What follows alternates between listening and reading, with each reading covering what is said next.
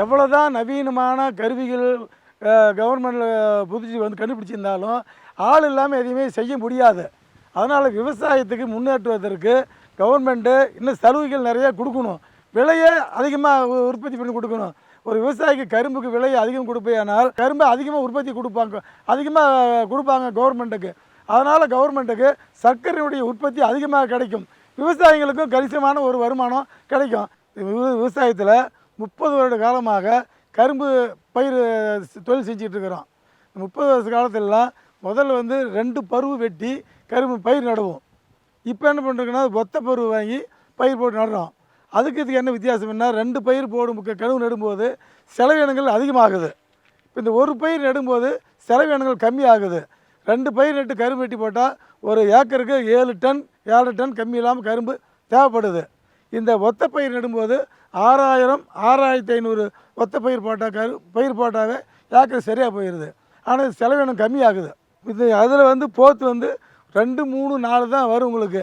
இதில் 10 15 கூட போத்து வருது. இடைவெளி நல்லா இருக்குது. கரும்பில் ஊக்கமாகவும் வருது, நல்ல செழிப்பாகவும் வருது. இந்த முறையில் நான் முதல்ல இடைவெளி 2.5 அடிக்கு ஒரு பார் போட்டு கரும்பு பயிர் நட்டோம். கரும்பு வெட்டி கரணை போடும்போது இந்த ஒத்த பயிர் போடும்போது இடைவெளி 4 அடி விட்டு பயிர் போட்டுக்கிறோம்போ 4 அடி. காரணம் என்னென்னா 4 அடி விடும்போது காற்றோட்டம், சூரிய வெளிச்சம், களை எடுக்கிறதுக்கு இதெல்லாம் நமக்கு வசதியாக இருக்குது. அதே சமயத்தில் பயிர் பருக்கள் நிறைய போத்து நிறைய முட்டுது. அதனால் 2.5 அடி அகலத்தில் விட 4 அடி போட்டு செய்கிற விவசாயம் சிறப்பாக இருக்குது. இதோட செலவும் கம்மி. அதாவது களை வெட்டுற கூலி அதை விட இது குறைவாக கேட்குறாங்க. ஏன்னா 2.5 அடிக்கு ஒரு பாரும்போது 10 பாரும்போது இது 7 பார்லேயே முடிஞ்சிருது. செலவும் கம்மியாக வச்சுங்களேன். அதனால் 2.5 அடி பாரை விட 4 அடி பாரு சிறப்பாக இருக்குது. இதில் ஈல்டு நமக்கு அதிகம் கிடைக்குது. இந்த வருஷம் தான் நான் போட்டிருக்கிறேன். இதுக்கு முன்னே நான் போட்டதில் 1.5 ஏக்கரை போட்டிருக்கிறேன். 1.5 ஏக்கரை போட்டதுலேயே இப்போ நமக்கு அனுகூலம் நல்லா தெரியுதுன்னு வச்சுங்களேன். எனக்கு கரும்பினுடைய தரம், அதனுடைய வளர்ச்சி, அதனுடைய போத்து எல்லாமே நமக்கு நல்லா விரிவாக தெரியுதுன்னு வச்சுங்களேன். இதுக்கு என்ன டிஃபரன்ஸ், என்ன வித்தியாசங்கள் அப்படின்னு சுத்தமாக தெரியுது எனக்கு. இது ஒரு முறை களை வெட்டிட்டு 2வது முறை களை வெட்டி போயிட்டால் மறுபடியும் இது களை வெட்டுற வேலை கிடையாது. மறுபடியும் கரும்பு வெட்டுற வேலை ஒன்று தான். நாங்கள் சோகை கழிப்போம். அதாவது 6 மாதம் கழித்து கரும்பு சோகை கழிப்போம். ஒரு ஏக்கருக்கு 6000 ரூபா கேட்குறாங்க சோகை கழிக்கிறதுக்கு. அப்படி சோகை கழிச்சிட்டாக்க கரும்பு கொஞ்சம் இந்த எலி தொல்லைகள் இல்லை, கரும்பு கொஞ்சம் வீரியமாக வருது. காற்றோட்டமாக இருக்கும்போது கரும்பு கொஞ்சம் ஊக்கமாக வருது. கரும்பு மழை பெஞ்சு தண்ணி விட்டாலும் கரும்பு சாயறதில்லை. அதில் ஒரு விதத்தில் நமக்கு இதில் பரவாயில்லன்னு வச்சிங்களேன். அதனால் விவசாயிக்கு இது ஒரு லாபகரமான தொழில் தான்.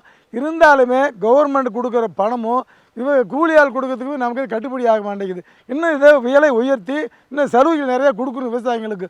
அப்போ தான் விவசாயியுடைய வாழ்க்கை தரம் உயரும், வாழ்க்கையில் முன்னேற முடியும். 2 பருவ கரும்பாக வெட்டி போடும் பொழுது தண்ணீரினுடைய தேவைகள் அதிகமாக தேவைப்படுது.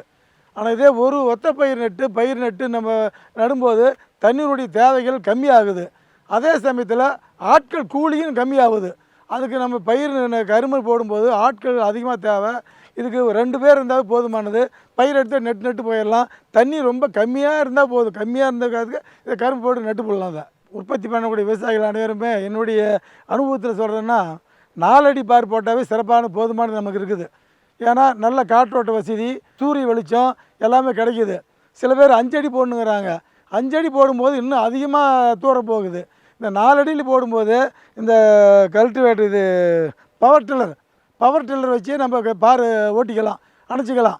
நமக்கு கூலியால் வேலை குறையுது. ஒரு தடவை பாரை ஓட்டிட்டு பின்னாடி கலப்பு இது மாதிரி மாட்டிக்கிட்டாவே 2 பக்கம் அப்படியே மண்ணை அணைச்சிருது. இப்போ எல்லா விவசாயமும் இனிமேல் கரும்பு உற்பத்தி போடணும்னு நினைக்கும் போது இந்த மாதிரி பயிர் வாங்கி நடுறது, ஒன்று பயிர் வாங்கி நடலாம், இல்லை நாம்ளே கரணை வெட்டி கூட பயிரை போட்டுக்கலாம். அப்படி போடும்போது இந்த இதில் ரொம்ப சிறப்பானதாக இருக்குது. செலவும் கம்மி, கரும்புடைய உற்பத்தியும் அதிகம் கிடைக்கும் நமக்கு. இப்போ கரும்பு நடக்கூடிய விவசாயிகள் அனைவருமே இந்த பழைய முறையை விட்டுட்டு இந்த ஒரு பருவ நடுற முறை ரொம்ப சிறப்பானதாக இருக்குது.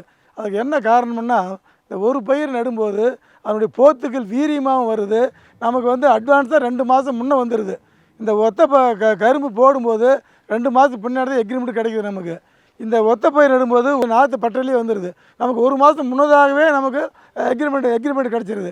அதனால் நம்ம எல்லாருமே இந்த ஒரு பயிர் நாற்று விட்டு நடலாம். அந்த ஒரு பயிர் கூட நாம்ளே ஒரு 10 சென்டோ 15 சென்டோ நல்லா உரம் போட்டு எருவு போட்டு நாமளே ஒவ்வொரு பருப்பை வெட்டி நாமளே வெட்டி ஊனிக்கலாம்.